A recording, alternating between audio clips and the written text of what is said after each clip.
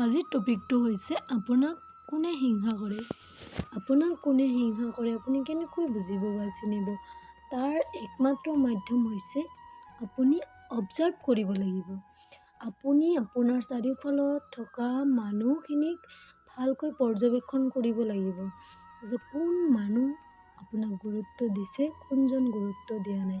যিজনে আপোনাক হিংসা কৰে সেইজন ডিপলি আপোনাক গুৰুত্ব নিদিব, কিন্তু আৰ্টিফিচিয়েলভাৱে গুৰুত্ব দিয়াৰ অভিনয় কৰিব। আৰু যদিও বা গুৰুত্ব দিয়াৰ অভিনয় কৰে, সেইজন মানুহ সদায় মুখত মিঠা মাতিব। চাবচোন আপুনি আপোনাৰ আগত আপোনাৰ ওচৰত আহি সদায় মিঠা মিঠা কথা ক'ব, কিন্তু আপোনাৰ বেক চাইডত বা লোকৰ আগত আপোনাৰ নামৰ বদনাম গাই ফুৰিব। সেই মানুহখিনি আচলতে আপোনাক হিংসা কৰে।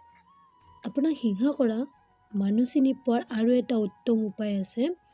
সেইটো হ'ল যদি ধৰক আপুনি কিবা এটা ভাল কাম কৰি আছে বা কোনোবা লক্ষ্যত উপনীত হোৱাৰ বাবে আপুনি প্ৰয়াস কৰি আছে, নাইবা আপুনি কম্পিটিটিভ এক্সামত এপিয়াৰ হোৱাৰ বাবে প্ৰচেষ্টা চলাই আছে, প্ৰিপাৰেশ্যন চলাই আছে, যিজন মানুহ হিংসা কৰে সেইজন মানুহ এই কথাখিনি গম পালে নিশ্চয় আপোনাৰ ওচৰত আহিব।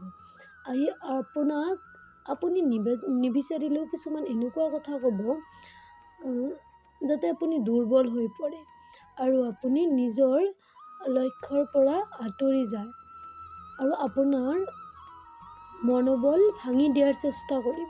মানুহখিনিক আপুনি চিনি পাব লাগিব আৰু আপুনি চিনি পাই সেই মানুহৰ পৰা দূৰত্ব বজাই ৰাখিব লাগিব।